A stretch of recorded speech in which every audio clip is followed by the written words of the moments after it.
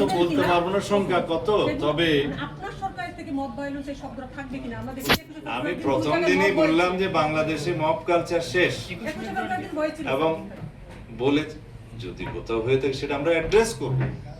এমন না যে আমি এখানে বলে দিলাম মব ভায়োলেন্স হয়তো কেউ করবে না, এমন তো না, কিন্তু আমাদের অ্যাকশনটা দেখতে হবে যাতে মব ভায়োলেন্সের এগেইনস্টে, মব কালচারের এগেইনস্টে আমাদের রিঅ্যাকশনটা কি। আমরা রিঅ্যাক্ট করব খুব কঠোরভাবে। দেশে কোনো মব কালচার থাকবে না, এবং মব সৃষ্টির মাধ্যমে মহাসড়ক সড়ক অবরোধের মাধ্যমে দাবি আদায় করার জামানা শেষ। বৈধ পন্থায় স্মারকলিপি দিবে, মিছিল করবে, সমাবেশ করবে, আদালতে যাবে, এবং যে কোনো বৈধ বা আইনানুগ কোনো দাবি দেওয়া থাকলে সেটা যথাযথ ফোরামে উপস্থাপন করবে, বিবেচনা হবে। এটাই নিয়ম। রাস্তায় দাঁড়িয়ে গেলাম, পরীক্ষা দেবো না আগামীকালকে, সেটা হবে না। একটা বিষয় মাননীয় শেষে একটা বিষয় জানতে চাই, সেটা হচ্ছে